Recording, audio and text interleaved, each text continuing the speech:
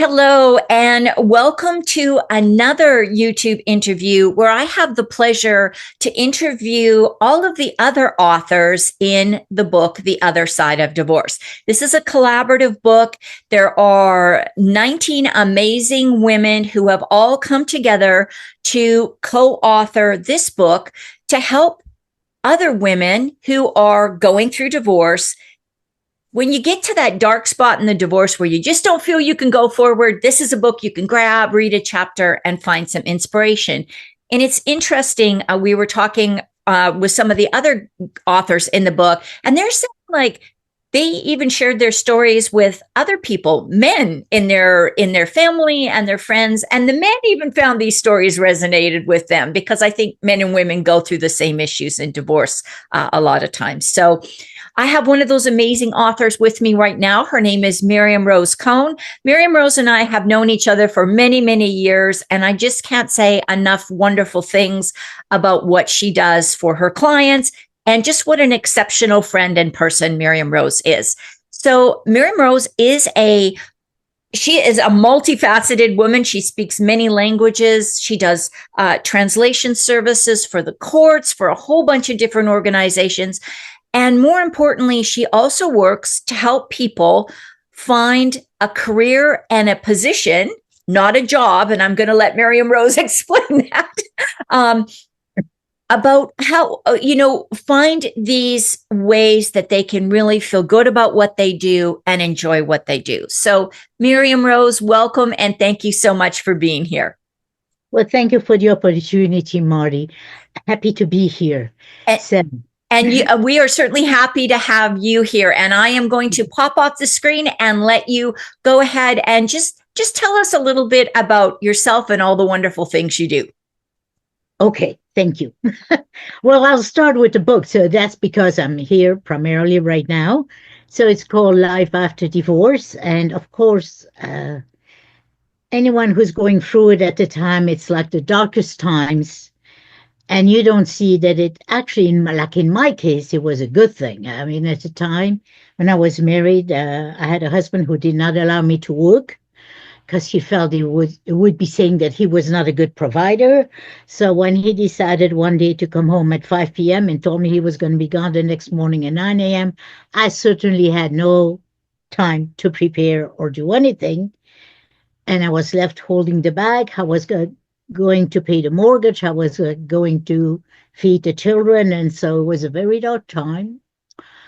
It was a time when they did not have career coaches yet.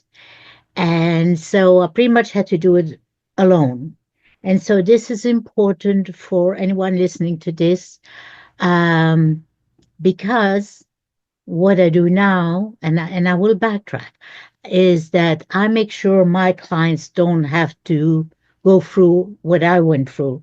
So I ensure my clients get paid for work they enjoy doing so they can lead a more joyous and harmonious life. And when they come to me, so for people who have been through the divorce, like for me, it was the darkest time. And it took me 9.5 years to pull myself out of it all by myself because I had no support system. I certainly couldn't ask my parents. And while we were married, my ex made sure there was no one I could turn to because it was very unusual. I mean, I could see it, but I didn't know what to do at the time, that we weren't making friends together as a couple or anything else. Anyway, how was I going to pay my bills? And I didn't know what to turn to. So what happened is it turned out to be the cloud that I was under with a silver lining, even though I couldn't see the silver lining yet, because I was just to him a housewife and mother, and that's all I could do. And even though I had had a master's degree in French and foreign languages, and I started a business as administrative support services. It was way before the internet came on the horizon, and we did that in 19 languages, not just in English. I need to backtrack again because we're doing back and forth. The thing about the life of divorces is going from an insignificant housewife to what I am today, which is a business owner. My work has appeared in more than 35 books. Well, career books. Now, with our book, are getting closer to 40, but it's a different subject matter. It really to encourage everyone going through this because there is a light at the end of the tunnel. And so, like I said, even in one of the conferences, I met the editor for the Wall Street Journal, and he asked me to write an article. And I go, I would never thought of writing for the Wall Street Journal. Me, a little significant housewife, right? It was published, and I got quite a few clients out of it, even though the article itself didn't pay, but I was happy for the exposure. If nothing else, it gives me visibility and credibility, right? So, anyway, all to say, this is this end. When I started, was nothing. It really took me 9 years to pull me out of the hole. And one of the things I talk in the chapter, because it was so surprising to me, is that at the end of the 9 years, all this time I didn't laugh. I tried to watch comedies, didn't help. And then one day I saw a very funny comedian and I hadn't laughed it so long, it literally hurt. It was physical hurt. I hadn't laughed in so long. So nobody should get down there because that's not healthy. I'll be the first one to tell you that. But anyway, um, what I decided to do, as I said, I had an administrative support business, and my clients started to come to me and tell me that they needed help with the resume before the positions always came to them. And yes, as you said, I don't like the word job because it's job. I gotta go to work. I have to get up. No, no, no, no, no. You want to get up in the morning and look forward to your day, see what can be accomplished, see who you're going to meet. Look, we all have a bad day at work once in a while, but overall, you should look forward to your day. If you're happier at work, you're going to have a happier home life. If you're happier at work, fewer headaches, lower blood pressure, which means fewer diseases. Again, adds to the enjoyment of your life, right? You can do more things athletically. I know I'm jumping back and forth, but I just want you to see that there is it's a line between the two. There's a, see, I draw blanks at my age. That's why I got to stop interpreting. uh, anyway, there is a synergetic line that goes from one to the other because I love what I do. Like I told you, what I help with my clients with, and I concentrate on the nuts and bolts. I'm a career coach. I'm a resume writer. Clients came to me, as I said, to help them with the resume. I always try to do the best I can for my clients. So I went and investigated. At the time, there was only one organization, the Professional Association of Resume Writers, the PARW. Today, we have four institutions who can help people with that. And from there, well, the resume only gets your foot in the door. And of course, today you need resume and LinkedIn because that's how people find you, since they no longer want to post their positions online simply because you get 80 applicants a day for one position. You multiply that for 2 or 3 weeks, it becomes an impossible task. So it's important you are on there. And so, as I said, the resume only gets your foot in the door. So how do you ace the interview? So I coach my clients on that, how to connect with the interviewer, the questions they need to pose and all of that.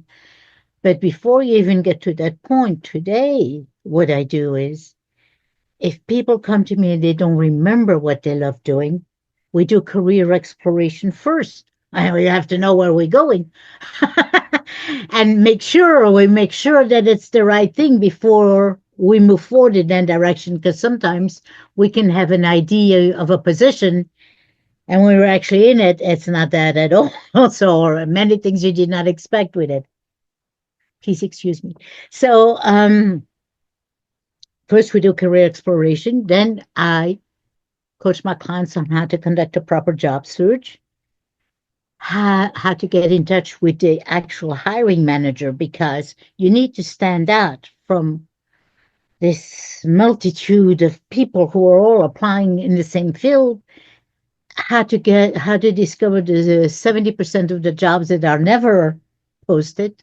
And I said jobs this time, but it's positions never posted. How do you find out about them?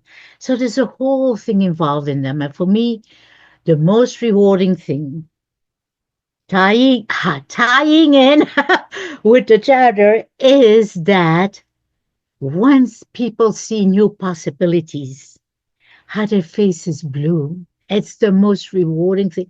There's light in the other tunnel. I can do something else, because people think they've been in a particular position so long they can't do anything else. And that's just not true.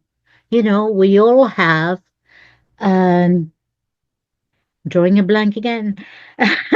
We all have our what we can do, our qualifications, and you can apply them to other things. Sometimes you have to do a little learning, because we all know how fast the world is changing today. But also there are many trades and positions disappearing, but also new ones. Today, January 2025, 85% of the positions available in 2030 do not even exist today, and we're less than 5 years away now. So look at the possibilities. Nobody is, caged in. And I say caged because another thing with the divorce thing is people work so hard to get a place, and then they feel trapped. And so now I've taken another approach to my business, and that is also, how do you break free of that cage without starting over again? And that's feasible. And so I'm there to guide my clients to make sure they have someone to turn to along their journey. They don't have to do it alone. And that's important. We all have new lives possible for us today. So, how much time have I left, or am I done, Marty? I was going to say, Myriam-Rose, I love that. And I know you and I have spoke many times, and I know you said it a couple of times, that idea that I am just an insignificant housewife. If you have been a stay-at-home mom, or maybe like Myriam-Rose, you had a degree, but then you stayed home to raise your children. You didn't work outside of the home because either your spouse didn't want you to, or it wasn't feasible, or it just made sense for you to stay at home. Then sometimes during the divorce, women feel, oh my gosh, I don't have anything to put on my resume. I don't have any qualifications. I don't know all the new stuff in the workplace. But that's not really true, is it, Myriam-Rose? Not really true, not true at all. I don't know many CEO who could do what a housewife does as a mother. I should say mother, right? Getting your children here in different places at the time, coordinate all the schedules, and they have no clue, and yet it's discounted like it's not work at all, when in fact it is a lot of unpaid work.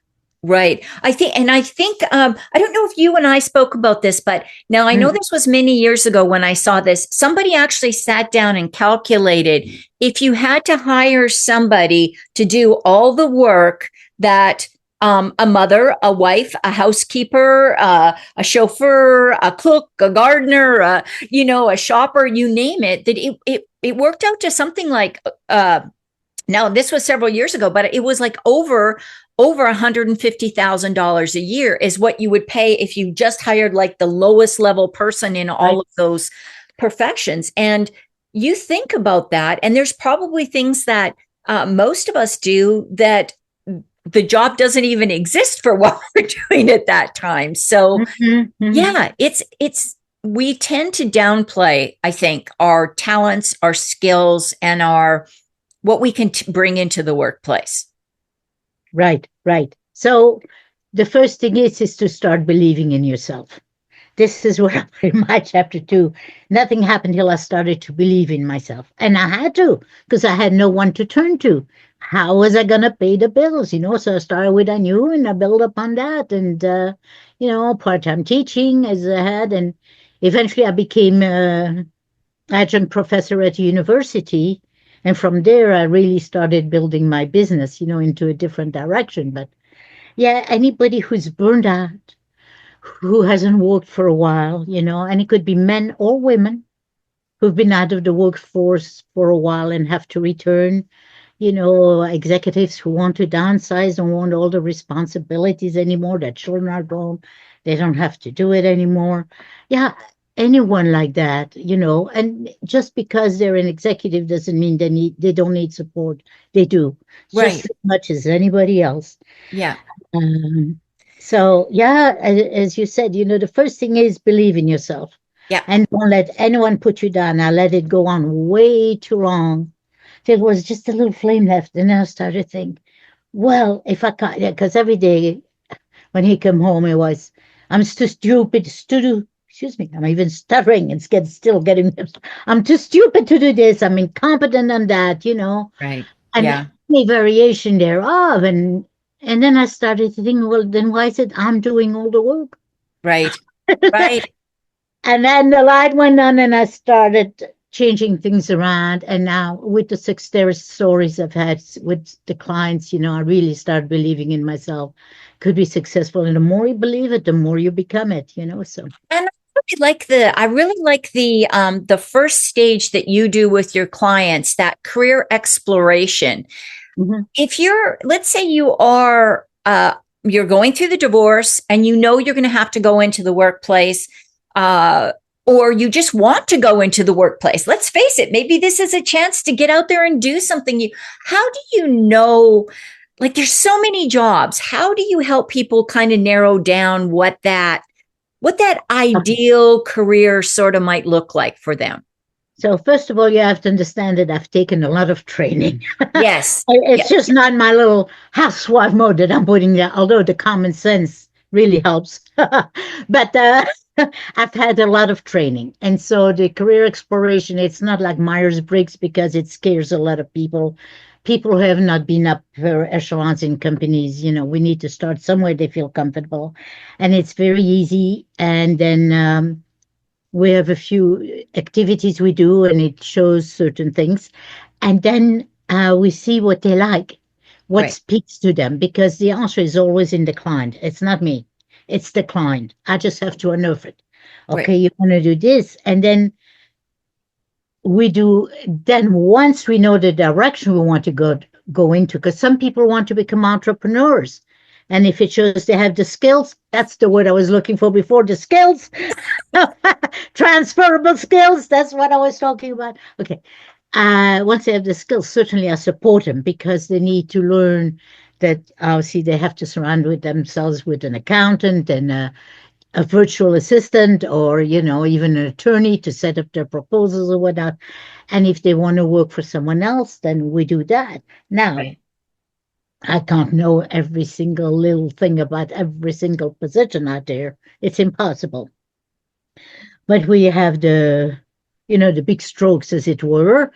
And so that's why I also advise my clients, if we're pretty sure that's a direction we want to take, talk with people in the field, go and shadow them if you're allowed to, and see what it's really like. Because sometimes things pop up, but we're not sure that's what we wanted to do. Well, I was going to say that whole idea of job shadowing is really a cool idea, because I actually, when I was going through university, now this was, decades ago, right?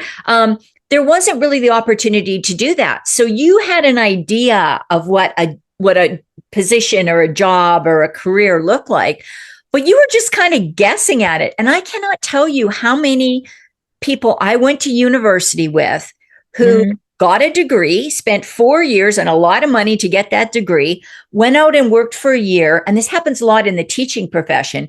Get out and work for a year and go, oh no, this is not what I signed up for. And then it's not a wasted degree, but it does feel like you've taken a step backwards. So here's where I love what you do, because you really help people avoid those kind of problems of putting all this time and effort into getting somewhere and then going, this isn't what I wanted at all. Right. And this is why I talk with parents if they have children, or I should say adolescents, young people who start college, universities, to have a a talk with me to see if they're going to be on the right track. You Yeah. want to spend 2 years. It's so costly to have an education today. And if it's not the right thing, you've lost time, you've lost money. No, Right. we don't want to do that. But people usually don't think about that, you know? And Yeah. look at how many attorneys who are so disenchanted with the profession and our that have today, having those physicians sometimes. I mean, physicians pretty have a good idea what they're signing up for, but it could be a lot of other things they're not aware of.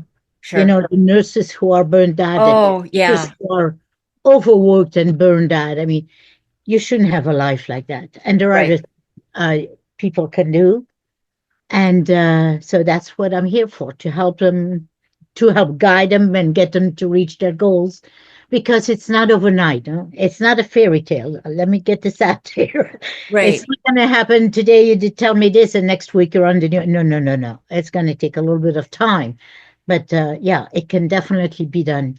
And I know I've heard you tell the story about your clients who wanted a very different career than what they were in when they came to you, and that Mhm. you were able to find them jobs to help them work their way from where They they do. are now to Right. where they want to go. I can give you a couple of examples if we still have time. Uh, Sure.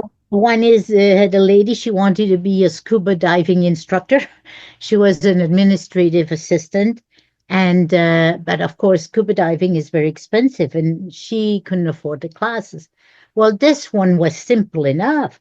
Just go work as an administrative assistant at a scuba diving school, and she got a position, believe it or not. And then people got to know her. And of course, because she's a member of the team, she got discounted classes. It took 3 years, but she's a scuba diving instructor. Yeah. Yeah. I had a gentleman, by the time he came to me, he was married with two little children. His passion was being a motorcycle race driver. Well, you know very well his wife wasn't going to allow him to do that with two small children. However, he had been a project manager. And he was always inside. And I said, XYZ, why are your pictures showing me all these outside landscapes? And so the truth came out. So we finally were able, and again, took a couple of months. It's not overnight, but we got him a position in the motorcycle, at a motorcycle racetrack in the aftermarket, so that you see he was in the environment he wanted. I'm sure those race drivers let him drive their motorcycle once in a while, but nobody needed to know. But he was in the environment he lived to be in, which Yeah. was the motorcycle world, you see. Yeah. And so it's not exactly right, but at least we're getting closer. And so, Yeah. there are different things we can do this way. Absolutely. So, Myriam-Rose, thank you. Thank you for being one of the amazing authors in this book. I am Thank so you. honored to be a part of this whole group of women that have, been vulnerable and shared their personal story of divorce, but also that amazing transformation they've made. And oh my gosh, look at all that you have accomplished. So I just want to, like I say, I just want to thank you for being a part of this book. Thank you for sharing your story. And I'm going to encourage people, if you want an uplifting story, definitely grab the book and read Myriam-Rose's chapter, but also take a look at the other chapters. All of the authors have contributed these inspirational but true stories about how they've transitioned their lives after divorce. Mhm. Myriam-Rose, thank you so much for being on here today and for talking to us about all the things you do for your clients. Well, my pleasure. Thank you for having me. Thank you. Thank you. Bye, everyone.